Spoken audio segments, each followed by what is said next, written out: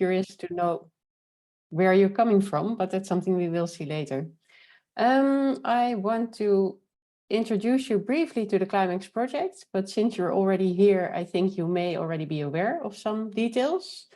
But CLIMAX is an EU-funded project, and it aims to develop a climate risk assessment framework and toolbox. And this is done to prepare for regional climate risk assessments. And that's actually why we're here, because I assume many of you are interested in doing these regional climate risk assessments. So what was our challenge? We've seen many different types of hazards in the past years in Europe: floods, droughts, wildfires, and there's a great diversity in regions, so the capabilities and the vulnerabilities within the different regions. So what we did, we set up, in the meantime, we call it a handbook, so it's a toolbox and a framework that guides you through the steps of a climate risk assessment.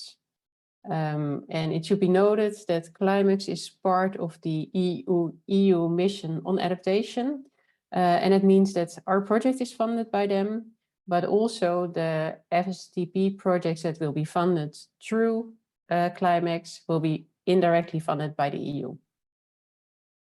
As said, CLIMAX exists of a number of pillars, and the first one I briefly want to introduce is the framework for regional climate risk assessments. As you may already be aware of your present risks in your region, you may be able to identify which are your most important hazards. Then the next step is to look what will happen in the future. How will climate change possibly increase those future risks? And that is exactly what we want to enable with these climate risk assessment tools. Well, the first step is the framework, so it's more setting out the methodological approach. We know that a regional climate risk assessment should also incorporate the local characteristics, looking at the regional climate trends and the local hazards that have been observed in the past. And we recognize that your regional expertise is required.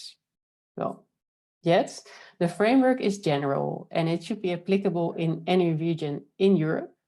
And it helps you to set the context, like which institutions are in place that play a role in climate risk mitigation and adaptation. It helps you to scope for the most important hazards, and it helps you to identify the most important data, indicators, and in the end, the assessment of risk. You can see the circle, but on the outside of the circle, you can see the pink part. And this is also where CLIMAX comes in with a toolbox. So to conduct those steps, we offer several tools that can be used while you're running your project. So one of them is just the toolbox. What we want to enable with the toolbox is the risk analysis at high resolution. Currently, there is mainly global data in place, but we have a setup to also ingest local data. And what we do is we look both for the current climate at the hazards, but we also look into the future and also consider changes in exposure and vulnerability.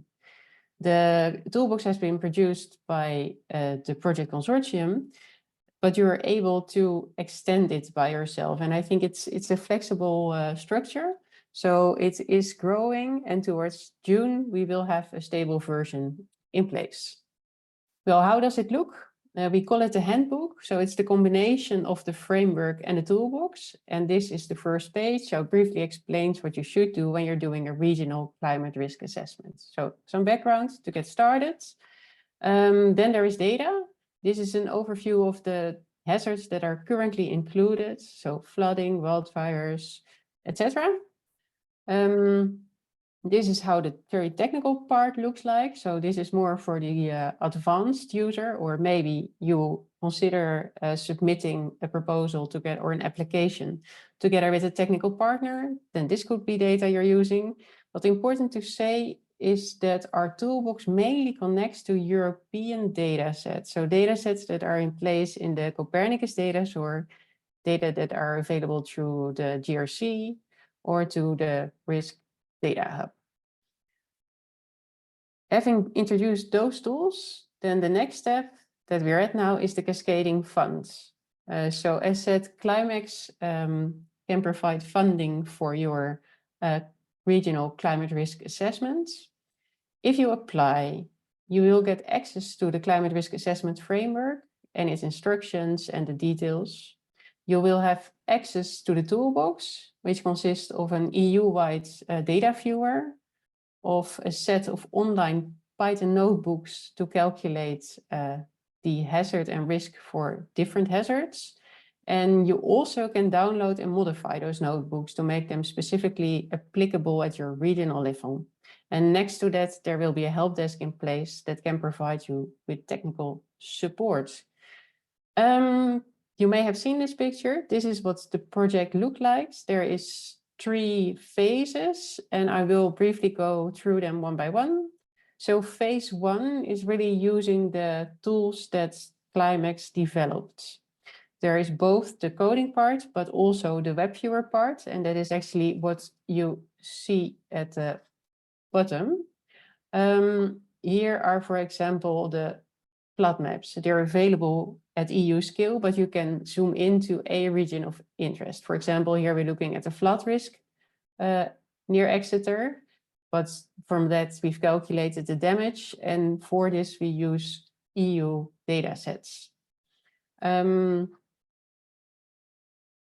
Then new workflows that have been implemented, for example, the extreme precipitation. Again, you can zoom into your region of interest, in this case, Barcelona. You can derive the heavy precipitation rainfall events for the current and future climate for a given return period. So a nice starting point for your climate risk assessments. Then if you go to summarizing, phase 1 is just based on the data that is in place in the Climax tools. Then if you go to phase 2, we already implemented some workflows that are working at a regional level, but this is the phase in which you can also include your own data. We're now looking at an example for flash floods in Setúbal. They identified flash floods as one of their main hazards. So the city is experiencing flooding quite often. And they identified some data sets. So there is data on flash floods, but next to the hazard data, they also provided themselves, for example, the relevant infrastructure in place that may be affected by floods. And they identified the vulnerable population that may need more help than others during a flood event. So in this way, we've created a structure, a workflow in which you can ingest your own data and make the risk assessments really valuable at your own region. Well, some data sets that would also help, like local vegetation data sets instead of the EU data sets that we have in place in the toolbox. And for example, the population characteristics. Older people will be affected much more by heat waves than the average population. So in that sense, being able to add your own data in the second phase can really help improve your regional risk assessments. Finally, there's the third phase, and this is based on the regional climate risk assessment outcomes, so results of phase 1 and phase 2. And phase 3 focuses on the suggestions for potential successful adaptation measures. Yeah, here you can see again the flash flood example for Setúbal. They extended their measurement network. They built a huge landscape park where they can temporarily store water, and they can temporarily close roads. So these kind of suggestions, not a full adaptation plan, but this will be part of phase 3. What do we want to learn from this? Once you have finalized your climate regional assessments, what we want to learn is how we can improve the services and how we could potentially exploit it in the future together with the EU. How can we keep the service running after project ending? Okay, that was a brief introduction to the project, and I think Funding Box can now explain more on the how to apply. Thank you very much, Frederick. Actually, we have already one question in the chat, so I will read it and please reply. Good morning, everybody. I am Sam from Spain. I have one question for the initial phase, step 1, the one where the CLIMAAX project toolbox should be used. Other types of data, such as health data from healthcare facilities, for example, can be integrated to establish benchmark risk assessment, or if the data used should be limited to those available in the provided toolbox. Thanks in advance. No, you can integrate it with the data from the toolbox. You can either download the code, the Python code that is available in the toolbox and do the assessment in that way, or you download the hazard and risk maps and confront them in ArcGIS, for example, with your local data. So as long as you're still working with the CLIMAX data set, this is part of phase 1, but as soon as you're in the middle between phase 1 and phase 2, but this sounds like phase 1. Thank you very much. The second question, does the CLIMAX framework suggest specific methods to assess the risk of natural hazards, for example, floods, or one can use several methods to assess the same risks? Within the toolbox, we have implemented 2 methods, which you're open to use. But you're also able to use your own methods if you prefer. So in that sense, it's flexible. Okay, thank you very much. There is one question, actually, it will be the question about the eligibility criteria. The question is about the gender equality plan. Is it also mandatory for small municipalities? If you don't have this gender equality plan, please explain in the box that you are the small municipality, you don't have such a plan, and just leave this information for the evaluators. What are the 300,000 euro for? What does it cover? So I can explain a little bit, and then Frederick, if you can add some information. So in the application form, you can find the boxes for each of the type of funding. So you can find their box for subcontracting, for the personal cost, for traveling, so for other costs, and then you need to split this money. Also, please remember that we will fund you up to 300,000. So it really depends which country are you from, and then you can find in our documents, actually in the frequently asked question, there is a table, and in this table you can find specific information how much money you can apply to depending on the country which you are from. I don't know, Frederick, if you would like to add something to this. No, I fully agree on what you're saying. Yeah, main thing is doing the risk assessments. Indeed, that is what the money is mainly for. And if you prefer, you can indeed hire technical support within your country or within your network. Yeah. Mm-hmm. Okay, one more question. It must be a multi-risk analysis, or it can refer to one main risk? You can refer to a single risk. Multi-hazards are preferred. Okay, and I see more questions. However, most of those questions will be answered in my presentation. So let's move on to my presentation, and then we will come back to your question. So thank you very much, Frederick. And now let me open my screen.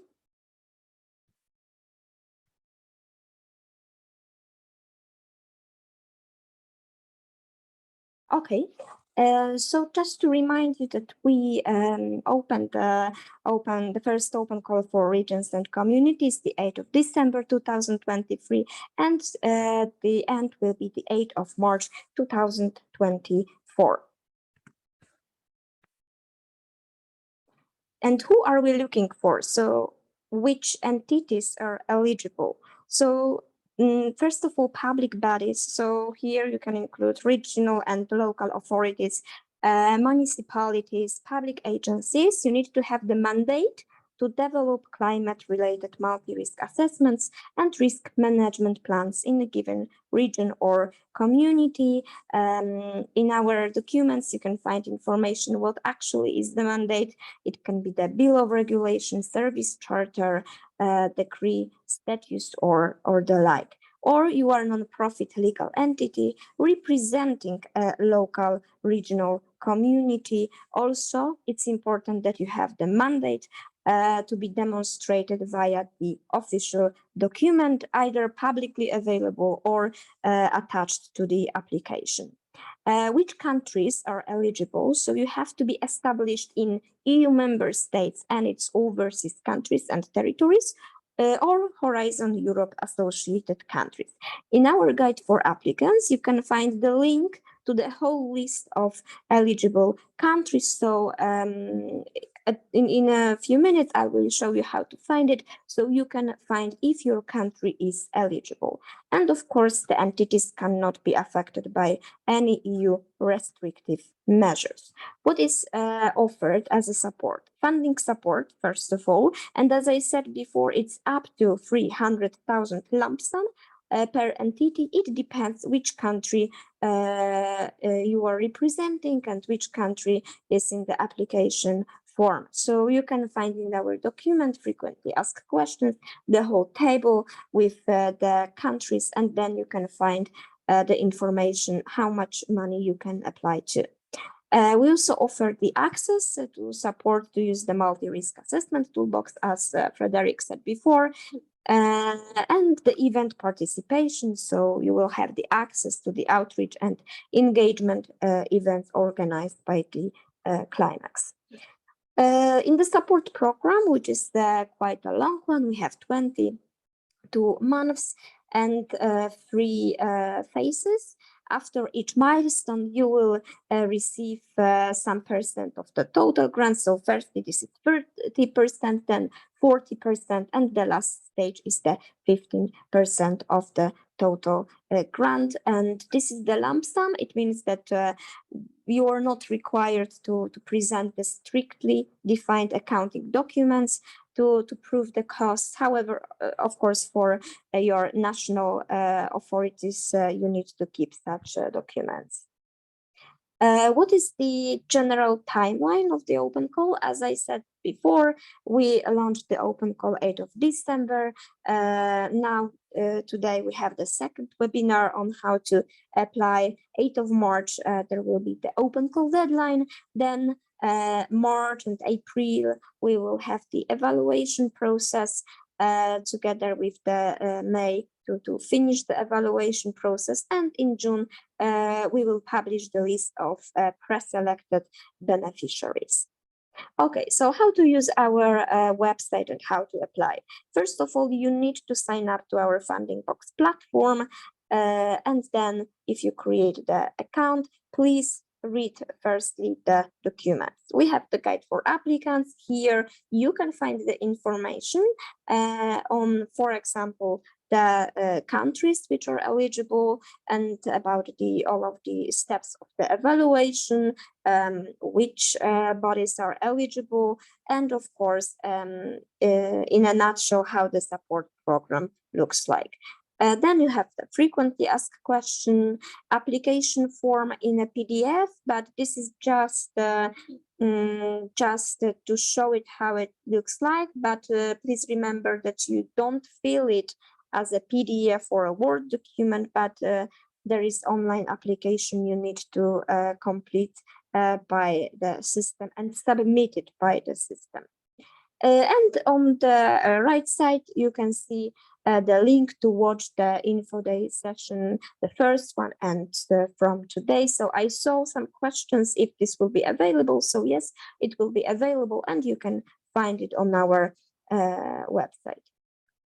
Here you can find the deadline, and please bear in mind that the deadline is 5 p.m. at Brussels time, Central European time. However, we have a kind request not to wait until the last moment, because everything can happen. You can have some technical problems, and it's not possible to submit the application after the deadline because the system will be closed, so you will not have this opportunity. So please don't wait until the last moment.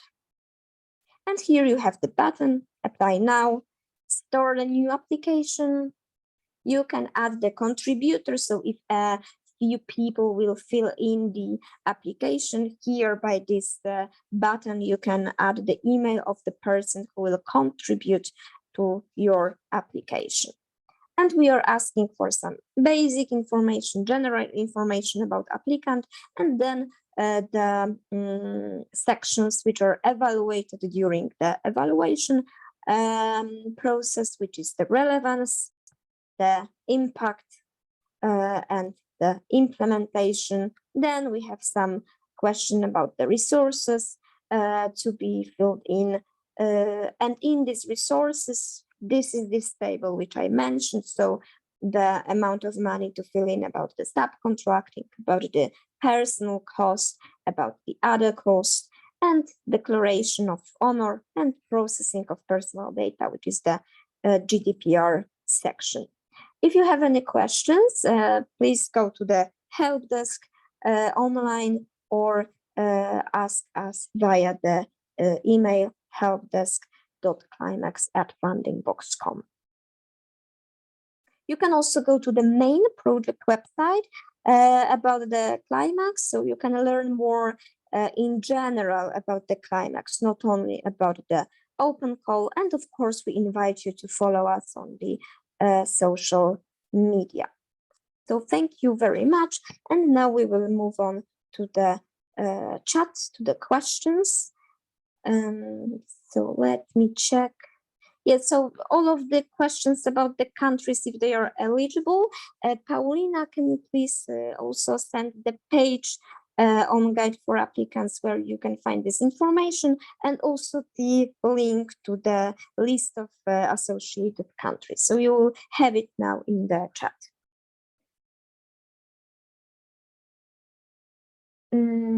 Okay. Hello, I'm Bettina from Romania. Could you please give me more details about the overhead costs? What we should include in the budget? What are these types of costs exactly? So overhead cost is a very general term for all the costs which you cannot put in the personal, subcontracting, and so on. So yes, if you also check our guide for applicants, you have and frequently have questions document.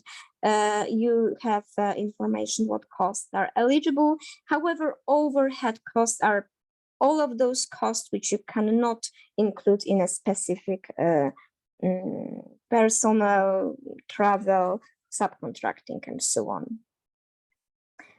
Sorry, I lost the answer for this question. Is the gender equality plan mandatory? Can you write the answer, please, and what we need to if we don't have it? So in general, yes, gender equality plan is something which is required. However, if you don't have it, you need to include information about this in the application form, and then during the evaluation process, it will be taken into account. So don't hesitate to apply if you don't have it. We will assess it individually.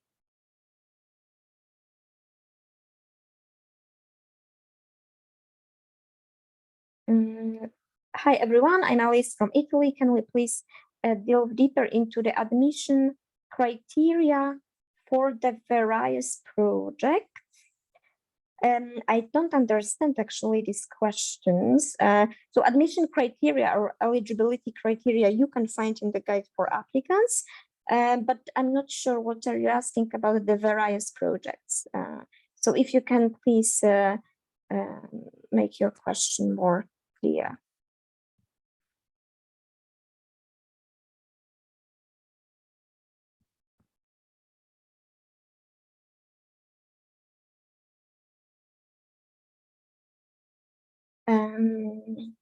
Okay, In reference to the guide for applicants, section 5.2, a plan of actions to complete the 3 phases of the project, including a timeline of the planned task, a Gantt chart. On the website, I have noticed that there is no way for attachments.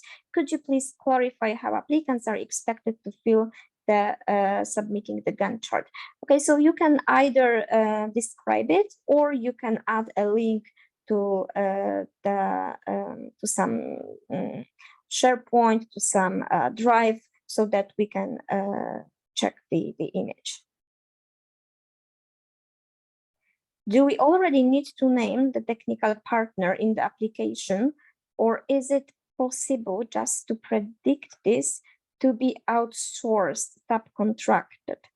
So on the one side, you will work with some of the partners of the CLIMAAX, our technical partners. However, what is important, subcontracting in the CLIMAAX is not limited. So you can also outsource the experts or any other services. So yes, you need to predict the subcontracting. However, at the application stage, it's not needed that you will in detail describe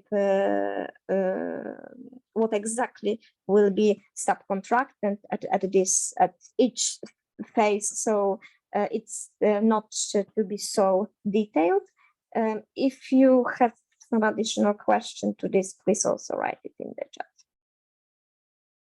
And in the chat now you can see the document about the associated countries eligible. I'm Sonia from the city, Marcel, I read on document.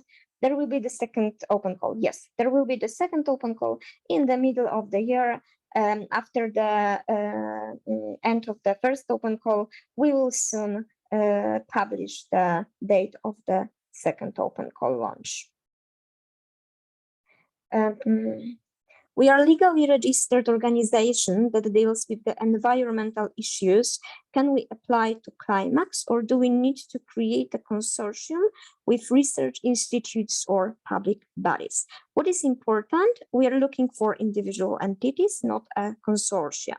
So you cannot create consortium, so to work with the specific organization as your consortium partner. However, you can subcontract some service from some institutions.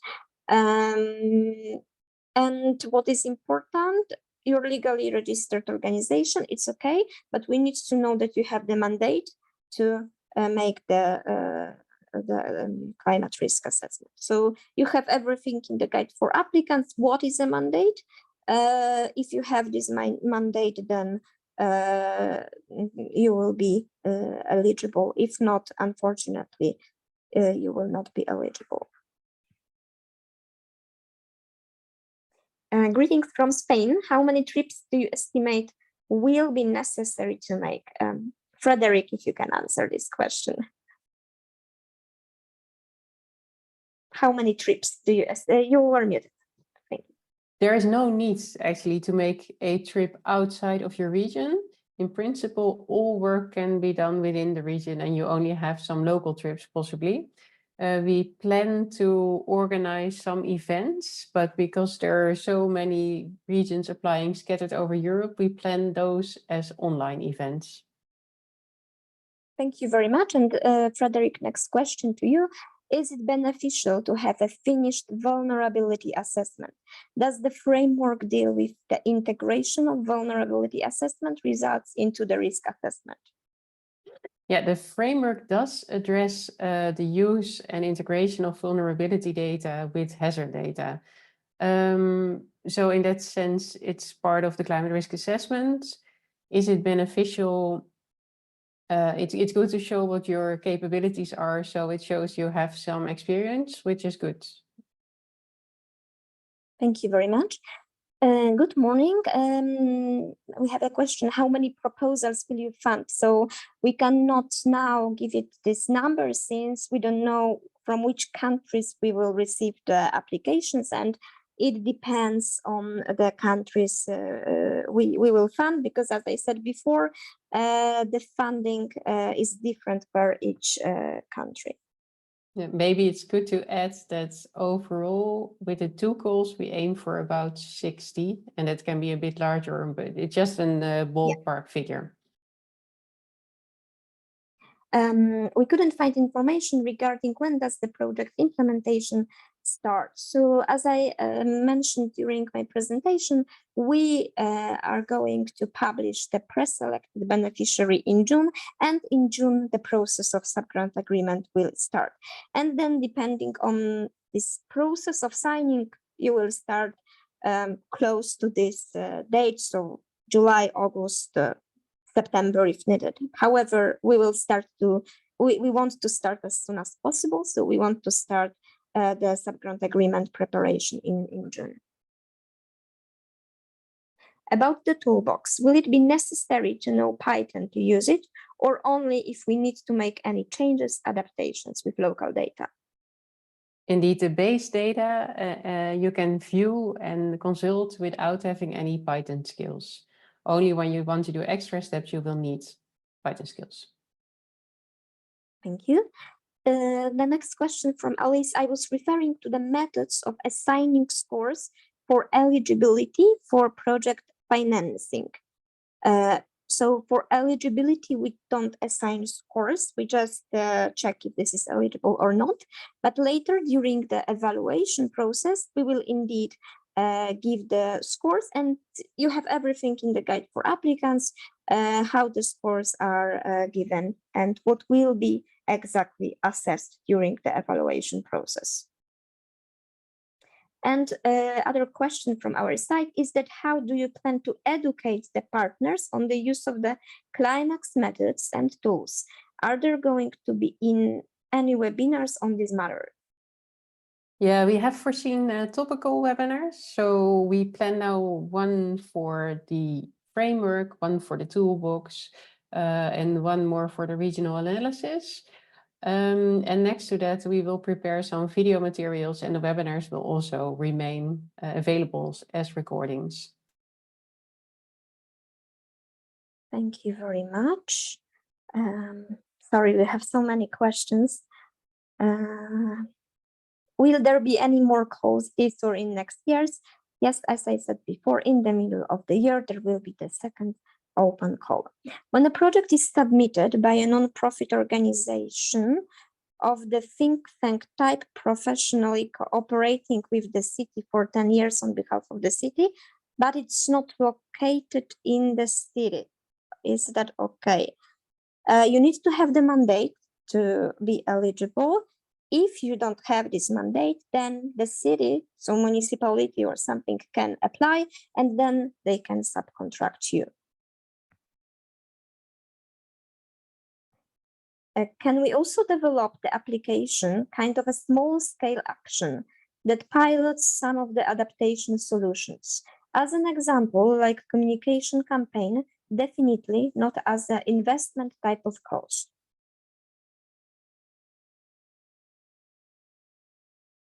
Frederick?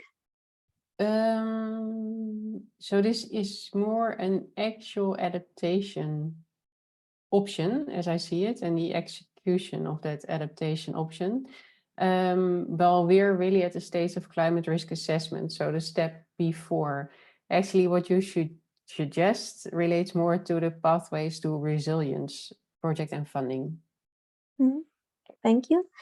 In the Declaration of Honor part of the AF, there is a statement that we would like to clarify.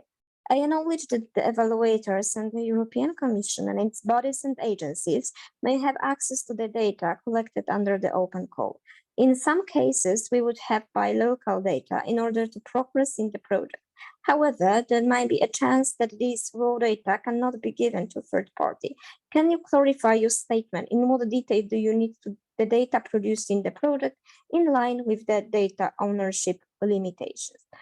So of course we don't here we don't talk about the confidential data. However, we need to share some statistics about the European Commission, like the countries you're coming from, And of course, the evaluators also, when for example, you finish the one of the milestone, they are checking deliverables, so they will have this data, so then can compare it to the application you prepared. So in that way, they have the access to this data. Of course, we don't share it at the general level.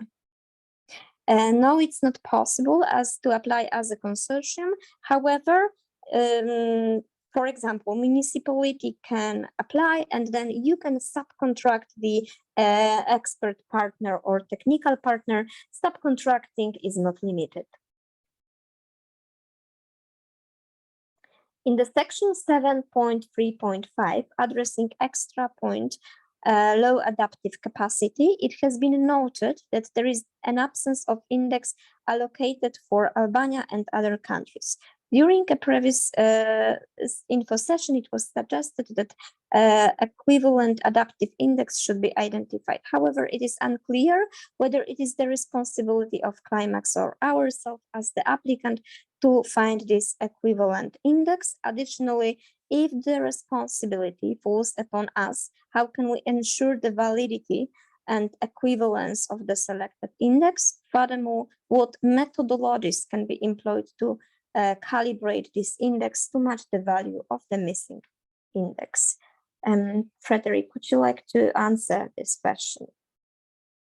Yeah, it's a really good one, because from the EU side, there are very limited resources to estimate this. Yeah, then it's maybe a question back, can we support doing this assessment?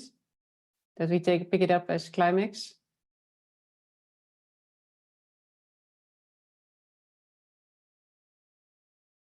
I think that's the best way to solve it. Yeah, this is actually the question we will definitely also maybe discuss on our help desk later. Yeah, so that everyone can check it. Yeah. The next question, is a letter of support from the mayor enough as a proof of mandate? Letter of support from the mayor. Yeah, there is an interest from the mayor, which is very good to hear, but it's still not a legal document. Yeah. How can we submit letter of support? Is there a possibility to attach the document along with the online application? As far as I know, you just need to include information that you have such letter of support. And later, if we ask you, then you will provide us those letters. So at this moment, you don't need to attach it. Yes, Frederick, the question is 60 proposals or 16 during the whole process? It's indeed 60. Yeah, 60. Yeah. 60, yeah, quite a lot, yeah. A municipality is directly eligible. You don't need any documents to prove your eligibility. Yeah, that is correct. Could you please provide a link with the description of what mandate is for non-profits organization? You have this information in the guide for applicants. So it was in the chat somewhere.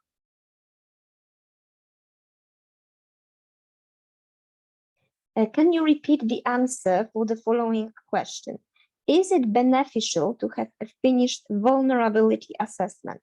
Does the framework deal with the integration of a vulnerability assessment results into the risk assessment? Okay, maybe first responding to the second question, the framework does indeed deal with the integration of vulnerability assessments and the integration of vulnerability data to come up with risks. Whether it's beneficial, it would help that it shows your skills, but it's not that you're getting extra points because you have already done the vulnerability assessment. It will not work against you. It will not necessarily work in the benefit of you. Thank you. We are a university with collaboration contract with a municipality. As the consortium are not allowed, is university eligible to apply? So now it's not eligible. However, municipality can apply, and then they can subcontract you as university, the technical knowledge. If we need to conduct specific studies for the local level, for example, heat island maps or updating existing flood maps, are these costs also covered by the CLIMAAX funding? Yes, this is covered. This is actually perfect study to be done in phase 2 of the project. As mandate, how about the confirmation from the municipal council? I'm not sure whether the general mandates from status will suffice, as they do not mention this area specifically.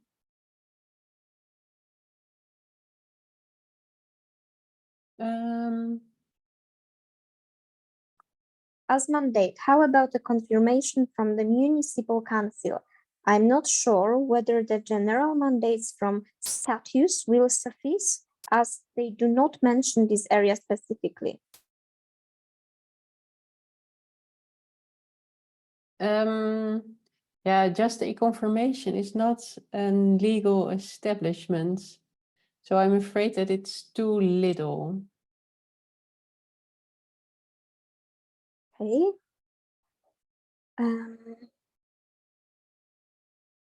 Yeah, Daniel's remark is indeed verified information. He's one of the partners highly involved in the open call. The mandate part is not detailed in the guide for applicants. Can you please elaborate a bit or give a few examples would be considered a mandate for NGOs?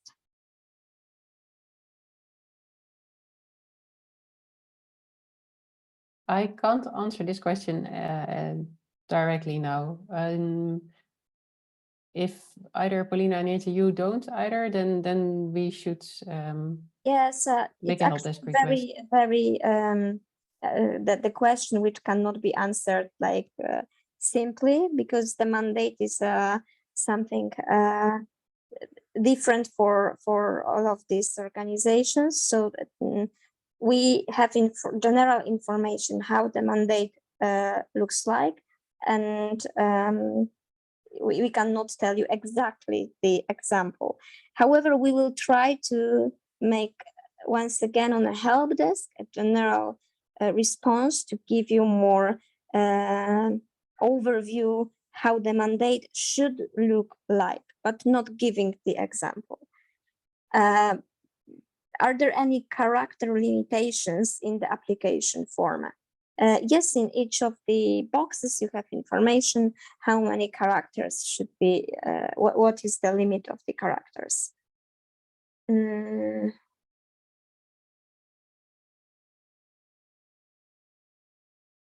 Yes, so in the chat you can check that Daniel answer that as a municipality you don't need any mandate. I think it was the last question on the chat. I will check if we have, yeah, we have some raised hands. So if you want to ask something, not by the chat, but to ask us with the voice, so please go on. The one final question came in. What is the reason that there is a travel budget line? I would mainly see it as traveling for workshops that you want to organize within your region. So it's very local traveling.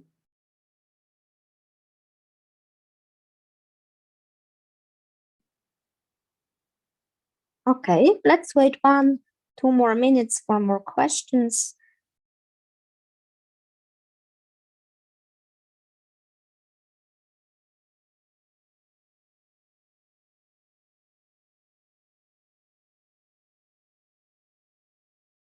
Are you planning any peer review exercise between partner cities to share local experiences? We think this could help us developing better adaptation plan.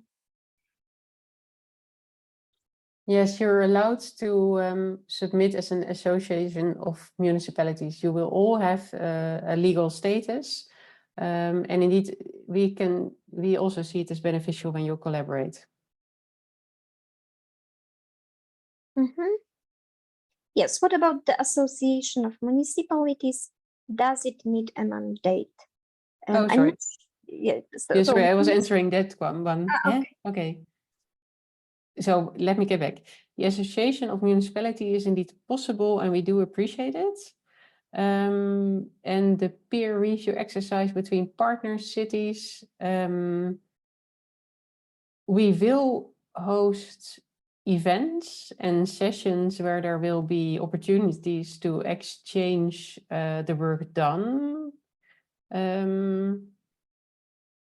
So that is partly covering this. For us, it's also nice to see how things are being uptaken. So it's a good suggestion, and we can consider extending that a little bit more. Okay. And yes, the link will be shared on our website to this webinar. So once we finished and we have the link, we will include it on the website.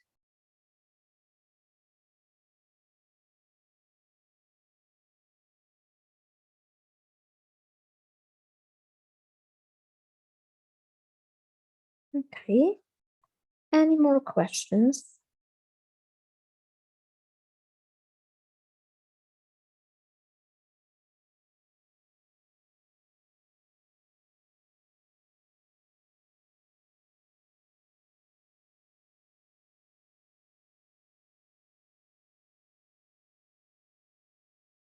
Okay, if we have no more questions, just for your information that yes, this webinar will be linked on our website later. You can always ask us on the help desk and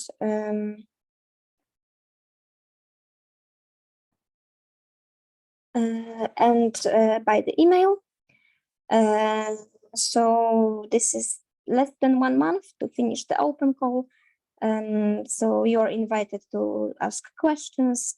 Yeah, and fingers crossed for your projects. So thank you very much for your participation in the webinar.